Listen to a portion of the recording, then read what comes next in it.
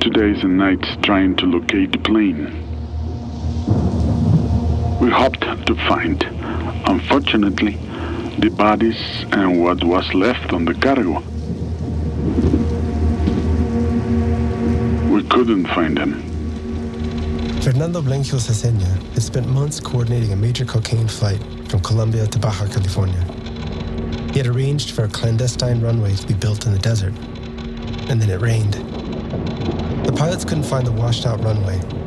They lost communication with Blenquio and were forced to crash land in the dunes. After 2 days of looking for the crash site, some fishermen arrived at a gas station in the area, asking for Blenquio's cousin. They knew where the plane was. They quickly mobilized to find the plane. The goods were practically intact. Very few package torn. There were 6 people on board, 2 of them in one piece. Blenquio set about getting the wounded to the hospital and the coke to its buyer, Ernesto Baez Mora. I sent for them and we stabilized the injured. They were very hurt. I had my plane registered as an air ambulance, so I flew them to Ensenada. He wanted to fly the wounded to Amado Carrillo's secret clinic near Mexico City, but Baez Mora insisted they treat them locally. While Mora was overseeing the shipment of the cocaine across the border, Blenquio says that he hired some people to take dynamite out to the crash site and blow up the plane. Then he got word from Mora. The licenciado said, the last kid has crossed the border, meaning the last kilo had arrived to the States. Here Blenquio says that they all celebrated by partying for 2 days. He refers to what would be international sex trafficking in the following terms. We went on a bash. He brought us the girls from Vegas, and the rumba began. 2 days partying non-stop. You can imagine those beauties. As I noted earlier, the use of such violent sexist language is common in Blenquio's tales and throughout what often gets called la narcocultura. Blenquio continues.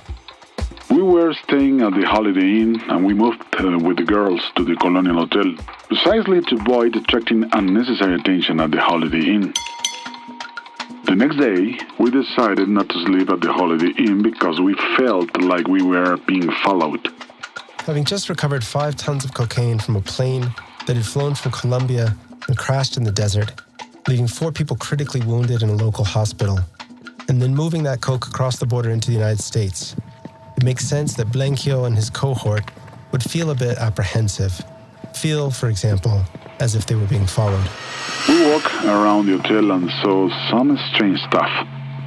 I had even seen some federales in a marquise the last day when I left the hotel. And indeed, there was something they didn't know yet. Those guys didn't blow up the plane. Someone found the plane and tipped off the authorities. Federal police had been tracking Blenquio and his team for days. So, to paraphrase Kurt Cobain, just because you're paranoid doesn't mean the feds aren't following you. On edge, Blenquio and Baez Mora's half-brother decide to pick up their things from the Holiday Inn and leave town. The cops were waiting for them. A herd of federales ambushed us there at the hotel. They took us to the back. They locked us up in our rooms. They knew who we were. They knew practically everything. Then the calentada began. In his interviews with Detective, Blenquio exhibits an unusual relationship to acts of violence. He often orients his life story around violence he suffered, multiple kidnappings and torture sessions, but he does not describe those events in detail. He also shies away from discussing other acts of violence, whether obscure or famous, that are related to his story. Only at one point in his interviews did he seem to hint that he had to commit an extreme act of violence to defend himself. He often describes very close friendships with people like Amado Carrillo Fuentes and Arturo Beltrán Leiva, who were involved in countless kidnappings and murders. He talks about flying their families, but does not mention anything about the violence they carried out. Beltrán Leiva himself was killed by Mexican Marines in 2009. Commandos rappelled from helicopters to storm Leiva's luxury apartment in Cuernavaca. Those same commandos also placed bloody peso and dollar bills on his lifeless torso and led the press photographers through the apartment to take the picture. This, for me, was a key moment in the so-called drug war. The state openly speaking the language of narco-terrorism. Some say that El Chapo Guzman ordered the Marines to produce that image, which would only add one more turn of the screw. Throughout his story, Blinquio will often say the name of a good friend and colleague, someone like Miguel Bazan or Juvenal Gomez, and then quickly say they killed him, without ever saying who they were, what happened, or why. Violence seems to always hover on the edge of his story, having just passed through or lingering just out of view. Reading Blinquio's transcripts, I was struck by the casual way he would mention that so many of his friends had been murdered. Was he so inured to the violence of his trade? Was he avoiding details so as not to draw attention to himself and have to face questions about his involvement in such acts of violence? Is it possible to imagine that a man involved for nearly 30 years in international drug trafficking would not have participated in kidnappings, torture, and murder?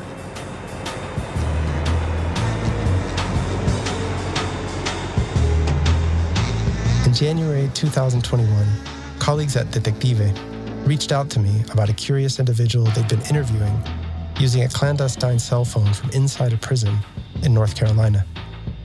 The man claimed to have worked as a pilot, entrepreneur, and air logistics coordinator in the international drug trade for some 30 years. My friends at Detective produced a podcast in Spanish and wanted to know if I'd be interested in working on a sister podcast in English, looking into this man and his story. Sure, I said, but I'd need to do my own investigation and see what I can find.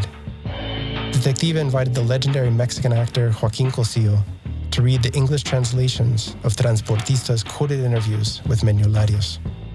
My name, I guess, is John Gibler, and this, in a sense, is Transportista. Episode 6, Las Calentadas.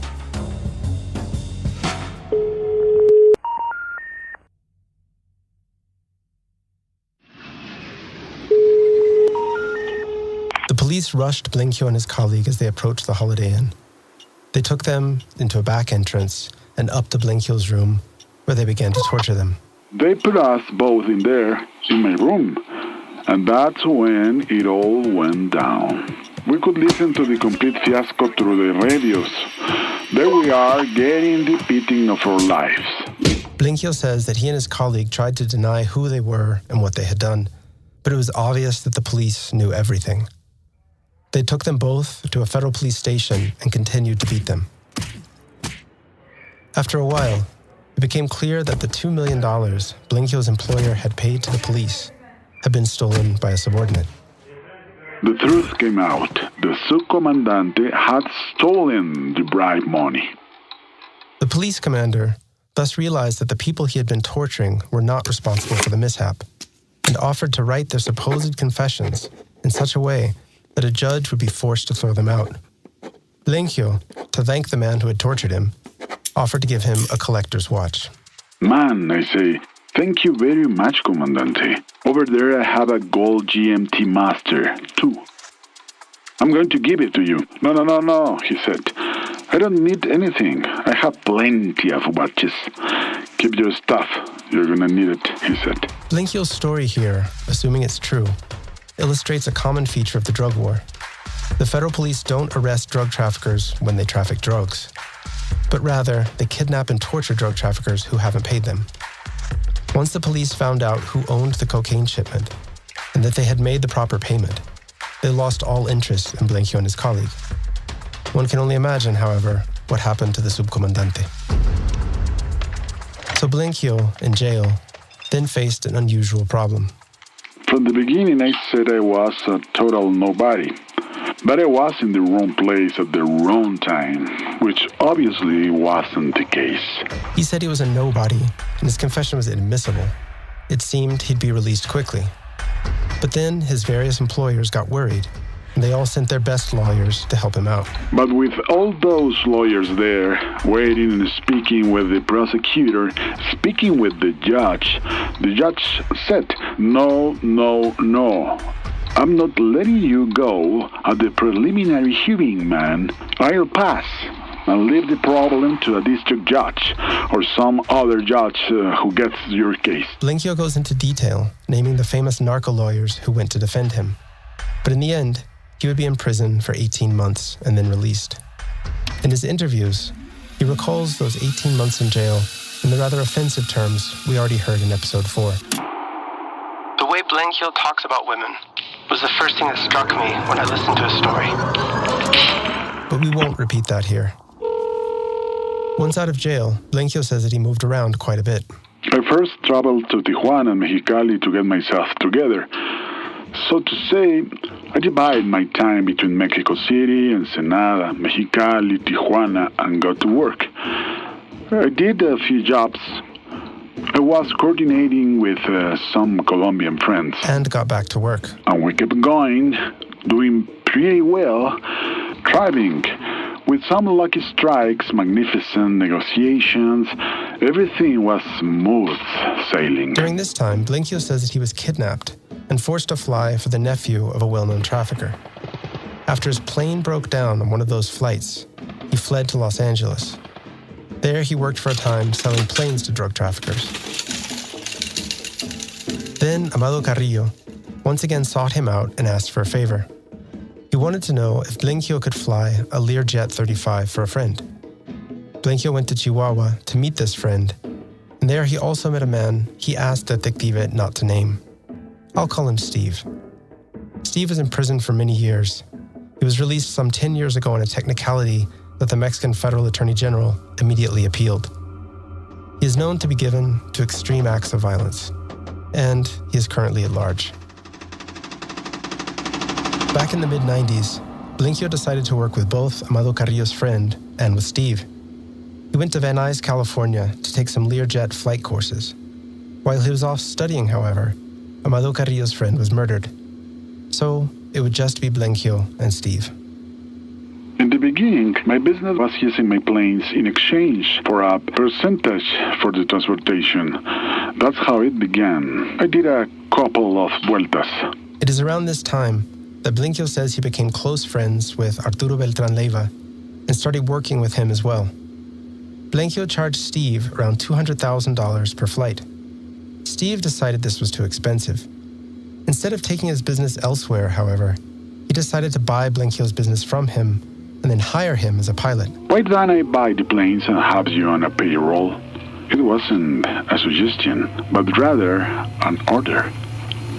So he bought the planes. Steve started paying Blenchio $65,000 a flight. Blenchio says he quickly became tired of this arrangement.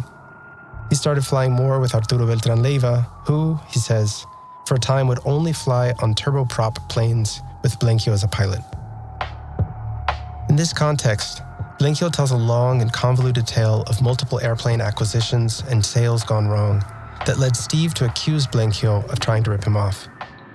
So even though I hadn't done anything, they called me to Toluca.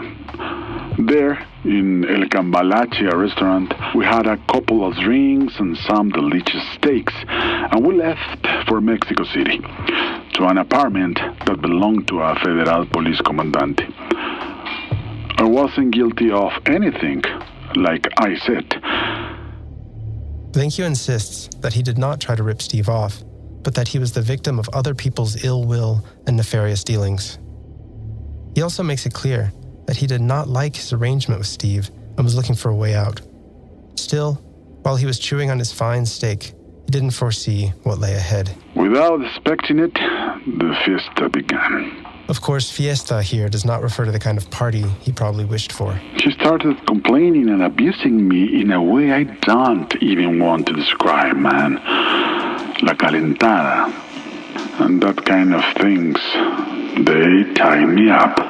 La calentada literally means the heating up, but in more sober terms, it means torture. Coincidentally, perhaps, after having been tortured by a federal police commander in his own hotel room, here it was Blenchio's business partner torturing him in a federal police commander's luxury apartment.